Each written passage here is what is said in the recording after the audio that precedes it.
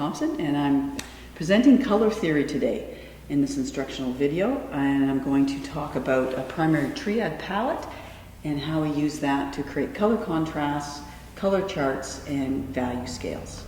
The first thing I want to talk about in looking at, and I want to lay out my materials and tell you how I set up my palette and my workspace, but I also want to just remind us that pigments are toxic. And paint is toxic, and a lot of the really toxic pigments they've gotten rid of, but we need to remember that we don't want to ingest them. We don't really want to get them on our skin. So if we get something on our skin, we want to wash it off. We want to have good ventilation, where we have some air going through. Especially we want to dispose of our pigments in the trash can and not down the water system, so we don't harm the environment. So just a reminder that pigments they're great, and we want to paint the rest of our lives with passion. We need to approach it in a healthy way. And there's lots online that will lead you into various depths of safety. All right, so I want to introduce my materials today. I'm really fond of painting with a primary Triad palette. Now the primary Triad is red, yellow, and blue. And so I have almost always exclusively painted with those three colors. And from those three colors, you can get all the secondary colors and all the colors on the color wheel or color chart. So we'll talk more about that, but let's look at what I have here. I'm painting with acrylics today. I'm doing my demonstration with acrylics. I also paint with oils. And acrylics are a water-based paint, a polymer paint. And I have two reds, an alizarin crimson and a pyrrole red. And I have two yellows, a cadmium yellow and a Hansa yellow. And I have two blues, a phthalo blue and an ultramarine blue. And that's my primary Triad palette. I also have black and white, which I will be using to create values and tones with the paint. So I have my palette, which I'm going to go into more detail later, and I have some water containers, and I have a selection of brushes. So I tend to like, for this work we're going to do today, some brights, which are kind of straight across. They give me a good control over the edge, and I have a variety of sizes here. I have a pencil and a ruler and an eraser, a rag. Sometimes I paint with latex gloves or vinyl gloves, which when I'm doing oil paint I do, and I really cover up my skin when I'm painting with oils especially. This is a palette, and palette is just something that you mix your paint on. And I really like this big oval plastic one. They got it at a thrift store. Once your acrylic paint is dry, it can just peel off and go in the trash. So it works really well, and I can move it around and carry it. And if it's a little liquid, it doesn't spill out. So it works really well for acrylics. Today, for this demo, I'm going to paint on the flat table here, tabletop, and I've created a wax paper palette for myself. At home, I have a glass sheet that I use. This is great for portable palettes and at home too. And it's really the great thing I really like about it is once I'm finished mixing and I'm done with my paints, I just crinkle it up and it goes in the trash. So nothing goes down into the water system. So we're going to look at mixing secondary colors. So this is our color wheel. And the color wheel is an amazing thing. Color wheel's been around for a long time. The ones I'm going to use today are by Johannes Etienne from his book, The Art of Color, which was published in 1963. Here we have a color chart, or color wheel it's sometimes called. And we have the primary colors in the middle, we call the primary Triad. Now if you remember, that's my palette, my yellow and my red and my blue. And so we have the primary Triad, and from that we can make our secondary colors. So we have orange over here, made from yellow and red, and we have green, made from yellow and blue, and violet, made from blue and red. Now the tricky thing about this is that you need two reds and two blues, if you noticed in my choice of palette, because there's a warm red and a cool red and a warm blue and a cool blue. Temperature is something in the vocabulary of paint that's kind of interesting. If you look at the palette here, you'll notice that some of the colors appear warm or fiery. We call those warm colors. And some appear cool, and we call those cool. So a pigment inherently has a warm and cool property, as well as its hue, which is its color. It has a warm and cool temperature. So I have my two blues. I have a phthalo blue, which is cool, and it moves towards these kind of limey aqua blues. And I have an ultramarine blue that moves towards the violets. You can see that it wants to be a violet already. And then the yellow is not so particular. I have two yellows here. One's a bit warmer and one's a bit cooler. Paints are also, you get to know them as you paint. They even weigh differently in your hand. They have different opacities, so some are more opaque and some are more translucent. So it's really important to get to know your paints. So that's part of what we want to do today, is to look at how to explore each different pigment. We'll go back to our color wheel here. if you notice, and I'll show you this little black and white image, that the color wheel also has a lightness and darkness to it. And so this is just this color wheel in black and white, and you can see the yellow is so light, whereas the violet is so dark. So there's actually what we call value scale, just in the primary and secondary colors. And that's really important to notice, that their colors naturally have a different lightness to them, or value. And they also have a different intensity, or brilliance. So right out of the tube, any color that's pure, and not a mixed color, is at its most brilliant, or most intense. And anything we do to it changes that. So that's a little bit looking at the color wheel. Well, let's just take a quick look at how we mix those secondary colors. So I'm going to take some cadmium yellow and put it on my palette. And then I've got my two reds to choose from. I'm going to go with the pyro red and put some of that out as well. So I'm going to add a little bit of the pyro red to the yellow, always adding the darker to the lighter. So I think a lot of understanding about color happens right on your palette. You're watching what you're doing, you're seeing how it changes. I had a little bit of this, a little bit of that. So we want to get an orange here. We're trying to get an orange that's not too yellow, that's not moving towards yellow, and it's not moving too much towards red. And again, every red, every yellow will be different in mixing. And it's really important in this palette I have that's transparent is to have a light surface underneath. I'm going to say white paper or newsprint. If it was black, you wouldn't really be able to see what you're mixing. So that's a pretty good orange. I almost think it's a tiny bit light. And I'm going to give it a little bit more red here. And I can see. So I'm kind of creating a series of oranges, yellowy oranges. And when we look at the color wheel again, this whole section, or this section, any section that's kind of related is called analogous. It's like a family of color. They're very closely knit. And in color theory, when Etienne was developing his color theory, he stole language from music theory, which has already been evolved. So you hear things like discord and harmony and tone. And so that's all being taken from music theory, which I think is really interesting. So we can get even a little bit, let's go a little bit darker here. But look how it gets darker. It's almost we're creating a value scale as well, from light to dark, just with one color, without using any other colors. So really playing on your palette is never a waste of time. It's always great. So let's try to mix green and purple. And I want to also say about acrylics that they do dry quickly on your brush as well. So I just get in the habit of, with acrylics, of dropping my brush in water when I'm not using it. So let's look at green. So I'm going to get my yellows again, and this time I'm going to pick the Hansa yellow, which is a little more translucent and brighter. And I'm going to pick the Phthalo Blue. So, and again, put the dark on the light here. And here's a pretty nice green right away. Again, I've got this nice canvasette here, piece of paper that's just like a canvas texture, covered with gesso. So it's nice and white, so I'm getting the true color coming back, reflected through the white. I want to mix my paint without any streaks. So really mix it well on your palette here, so it's really homogeneous and not streaked. And then I also want to put these swatches down opaque, because if I don't do them opaquely or thick enough, or I have too much water, then I get something like this, which is more of a wash. And then you get the white of the paper actually changes the value, which is also a possibility for painting. But for this exercise in learning color theory, we really want to do it opaquely. You can see right away it gets a lot darker. So in a way, it gets darker. It also gets a little bit cooler. You can see that one looks a little bit warmer. That looks a little bit cooler, just because of the balance of the yellow and blue. So we've got three different greens there too. And again, it sets up a little bit of a value scale, and it moves from being a warm to a cooler. So now we're going to make a violet. I find violet is the trickiest to make, and so I'm going to use an ultramarine blue. All right, so now I've got a alizarin crimson. It's an old color too. And I've got the ultramarine blue. They're both kind of older colors. And I'm going to put a little bit of blue into the alizarin. As I say, the purple's the hardest to see because it's so dark. As you mix it, it gets darker and darker. And you really want to get a violet that is neither too warm nor too cold, too cool. Sometimes you can't really see. So especially when you start working with complementary colors. So what I do, a little trick I do, is I take some white paint, put a little bit of white in it. And I and that way I'm creating a little bit of a tint, and I can see if it's I can really see if it's too warm or too cool for me. And I'm going to say it's a little bit warm still towards the red side, so I'm going to put a little bit of blue. Now, even though these are primer pigments, they're complicated. So I'm going to try this new batch here, and I'm thinking that looks better already.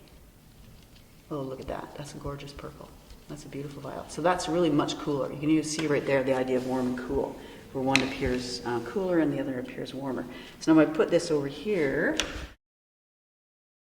Sits at the bottom of that the values of the chart here. It's really dark down there. We'll try putting the red in a bit more, and you can get a little bit lighter, but it'll be really much redder.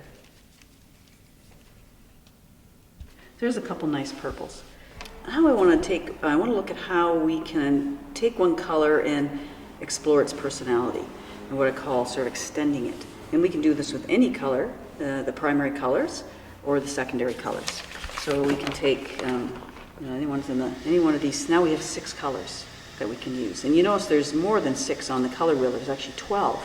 So we have the primary triad, the secondary colors, and then there's tertiary colors. So in between the yellow and the red, the yellow and the orange, there is a yellow-orange. In between the orange and the red, there's an orange-red. Between the red and the violet, there's a red-violet. And between the violet and the blue, there's a blue-violet, I think that we call it. And between the green and the blue, there's a blue-green. And between the yellow and the green, there's a yellow-green. And of course, that can even be extended further. As you can see here, we can really get those values, extended them as far as we want. But let's take one color. And I was thinking it might be fun to take a green. So a color like green, which is a secondary color, when I've got a green like this, a color has a bunch of properties. It has its hue, which is its inherent color, and it has its light and darkness. So as I showed you on the color wheel, there are values. There's a light and a darkness, but also this is much more complicated. We call a value chart. But here's our green, and it has probably pure green on the tube is right about here. This is a copy of Etienne's chart, and it can be extended to a light and a dark green. So let's look at how we do that, and then we'll also look at some other ways we can move it around. But every color out of the tube, its pureness, has its different value, but also its different intensity. So here would be like a yellow right out of the tube, and a red would be down here somewhere, and the blue here. So they're not all lined across. The pure ones aren't all in one line. They move around depending, and look at our violets can be way down here. So they all have an inherent kind of lightness and darkness, and then we can lighten them up or we can darken them. And we'll go into that. We'll do a valued scale in a minute here. And they all have this brilliance. So brilliant, a color at its most brilliant, is in its pure form. And we can alter that. So I'm just going to here's our pure form. By adding, as soon as we add something, let's try adding white. So we'll add a little bit of white here to our pure green. So white is immediately creates a lighter green. Now let's try, I'm going to change my brush again here and get that white out of there and dry it off with a rag. Let's try adding a little bit of black. We know what's going to happen here. A little tiny bit of black, we don't need much, to my green here. And again, this is really good to do with every color once you've got them mixed, play with them. So here's and then you can tell right away if your brushes have any residual other color in them, you won't get the color you want. It'll be a slightly different color. So that gets it a little bit darker, but it really almost changes the hue. And I'm using iron oxide black, and there's a Mars black, there's a carbon black, and all the blacks are slightly different. Some are warmer, some are cooler. So let's try now putting its complement. I haven't really talked about complements yet, but a complement to green sits right across the color. So it's complementary colors, and they're fascinating. So right across the color chart is a color's complement. So we're working with green, so right across is red. And yellow, its complement would be purple, and orange, its complement would be blue. Now what makes them a complement is that they complete the primary triad. So every time we have a complementary pair, like green and red, it's using the entire triad. So what fascinates me is that we have 6 different colors and their complements, but it's always coming back to the triad in the middle. So, for example, yellow and purple, if we're going to work with that, we still need the primary triad to make that purple. So green and red are the most similar complementary pair. So there'll be a chart I show in this one too. They're the most similar in value and intensity, and they're kind of calm. Whereas purple and yellow are really active. They're really different. They're different in value, different intensity. They're really kind of the most dissimilar. And then orange and blue are somewhere in the middle there. They're a little bit of activeness and difference, but they're not as much as purple and yellow. So let's see our green here. Going back to our green, we have our green. I'm going to add a tiny bit of red. And I can add either red here. I'm going to add this pyro red to the green and see what we get. Immediately changes it. And how does it change it? Now I'm mixing it really carefully again to get those two colors really blended. And look at that, how different that is. It's almost gets kind of brown or muddy. And I'd say that's got a lot of green in it still. I could push it a bit further with the red. So this is called, also are neutralizing. It's becoming more of a neutral color. It's no longer its pure, intense color. It's gotten a little bit, I would say, duller, but almost a little bit more earthy. So there's almost, you're getting a sense of you create a palette with your green that's really different than the one just with the pure colors here. You're starting to sort of shift it a bit. And we can again add white to those, and it changes it again. You see, like you get a tone. Whoops. And I can see that I'm getting a little bit mucky in my palette here. And so I want to go back and kind of remix my green. So I can just do this a little bit here. And blending. Some people use a palette knife, I was going to say. I've never been a big fan of a palette knife for the way I paint. I tend to use my brushes to mix, and then they're loaded and ready to go, and sort of removes a step for me to have to put the palette knife down and paint. So, but palette knife is a good idea, and lots of people pre-mix their colors and then use the palette knife, and then they don't get their brush probably as damaged as mine did. Mine get a little bit ratty with using them as mixing devices. So I'm going to go back to this one here, which is looking more and more brown as it dries. So they're drying a little bit darker. I'm going to add a little bit more white. I'm trying to get it the same value as this one, same lightness, and yet show you that it's actually very cool, even though it's the same. It's kind of, I always think of sort of mixed drinks. Not that I'm a big mixed drinker, but you're kind of mixing. You become a mixologist of color, which is kind of cool. I think you could even go to school for that. And that's a little bit cooler. Maybe it's a little bit darker, so I'm going to just see if I can match it more carefully. Now, why does it matter to match things? Well, if you're painting an object, it's looking a little bit lighter. I don't know. If you're painting an object, you might want to paint some part of the object using both of these pigments, or both of these, or something within the same area, but you want the same value, but you want it to read warm and cool. So it's this really good kind of matching of values. So that's taking one color and pushing it and what I call extending it. So you've got that secondary or primary color, and then you're playing with it. So you're taking a little bit of white and you're lightening it up, and you're taking some black and you're toning it down or darkening it, and then really fun to use its complement and come up with this sort of palette, which you can come up with a series of these. So you're really becoming familiar with that color and its personality. And the nice thing to do even too is to take a color, each one of the colors, the 6 colors, and before you make the colors, to write what your associations with them are. What is green? How would you use green? What do you think about when you think green? And then get to know how this color, what kind of personality. So a great image to look at is Emily Carr's Old Coastal Village, and how she, our BC forests are full of green. It's sort of the dominant color, and so she was, was her main subject matter was the BC old cedar forest, and she had to be very inventive with her greens. And if you look at an Emily Carr painting, like this one we're looking at, you can probably count 16 or 17 greens. Like she pushed that green. She added red, she added blue, she added black, she added white. She got as much as she could out of how to bring those green trees alive, just by using that really dominant one color. It's pretty remarkable. If you get to do that in person and look at her colors, it's great. Now I want to talk about value scales. And remember, I mentioned that we have this connection to the music history and color theory. In teaching color theory, I really want to emphasize that I come at it from being a painter, and most of my understanding about color has come from actually painting, working on my palette and painting. And color is so dynamic. When you mix a color, any one of these colors here, and you say, oh, and I load my brush with that color, and I go towards I paint on the wall here, and I go towards my painting. Everywhere you put that color, it's different. It's so dynamic, depending on what's beside, what's on top of. So it's a real dynamic flow. It's really exciting. I want to now talk about value as we close up the teaching session here. And value is really, really important that you understand how to take each one of your colors and extend it to its lightest and its darkest. And we can do that a little bit with its complementary color, but the best way to do it, and the most direct, is through the use of black and white paint. Now, if you can see on here is a black and white value scale. I think there are 12 swatches. You can do it in 9. It's hard to do it much less. 12 is a good idea. When we don't have color, it's called achromatic. When we're using color, it's called monochromatic.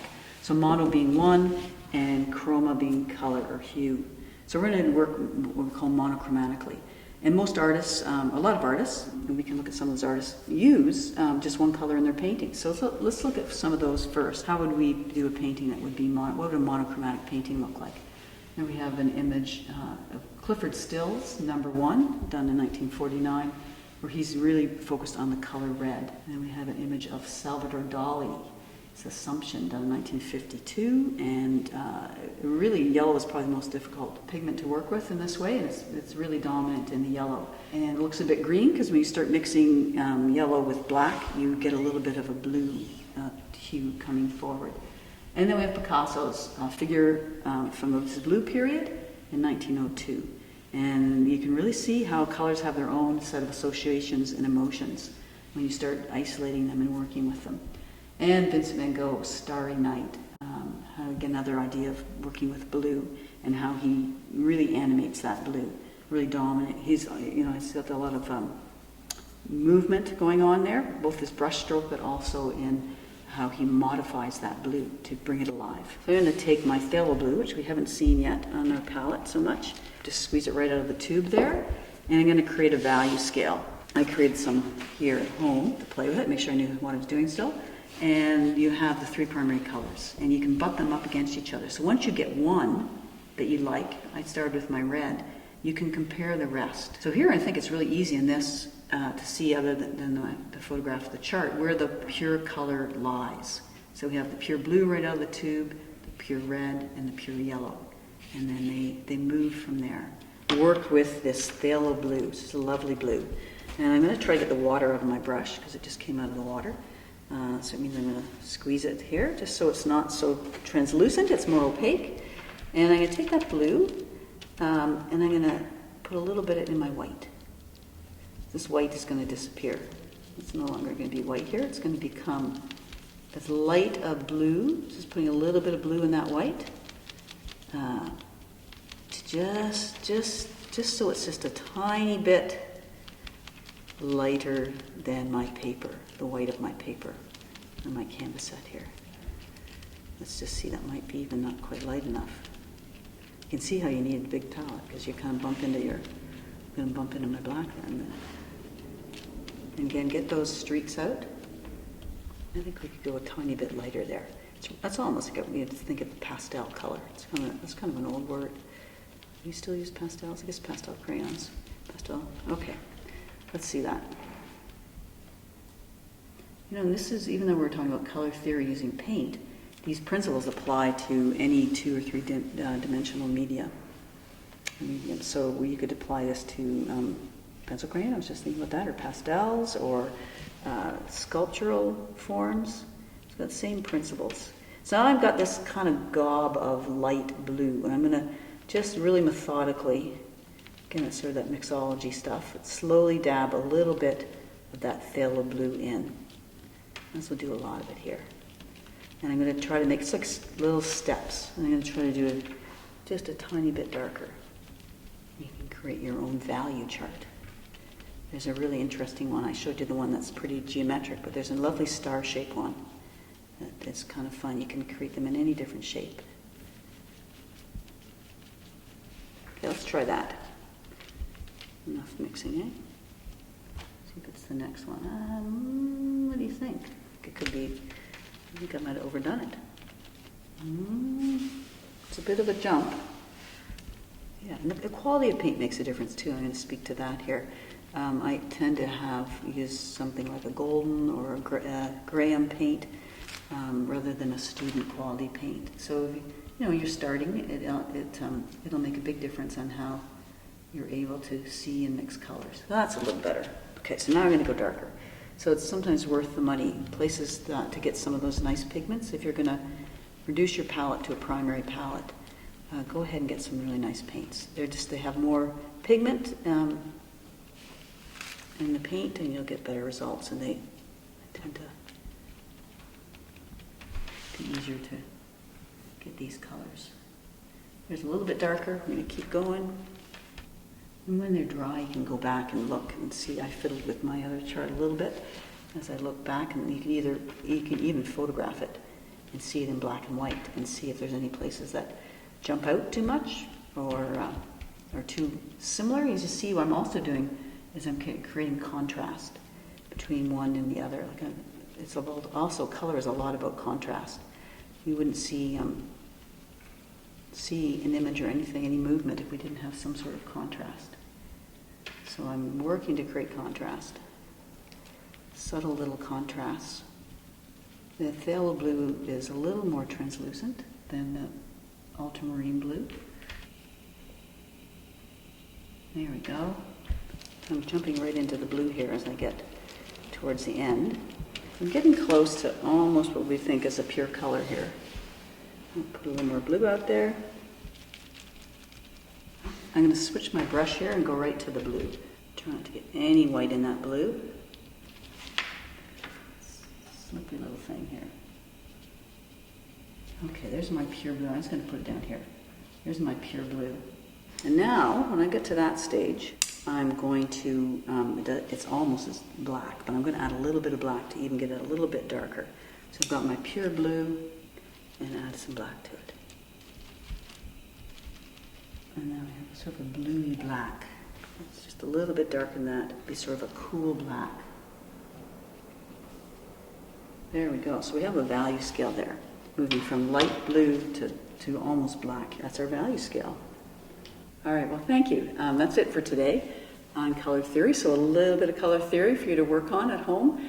And, I can't emphasize enough to look at as much art as possible and go to the highest sources you can. And when you're looking at, I'm going to give you a bunch of links to look at for some contemporary artists, and ask yourself, what are they doing with color? How are they using color? And why are they using color that way? And when you look at artists, just question that and say, well, they're using primary triad, or are they mixing other colors in there? Are they working with complementaries? How are they working with values? So some of the things we talked about today. And have fun. Thank you. You're not so fancy.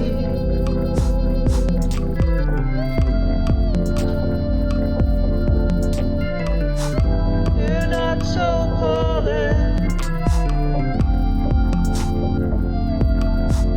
I think you'll stay in tonight.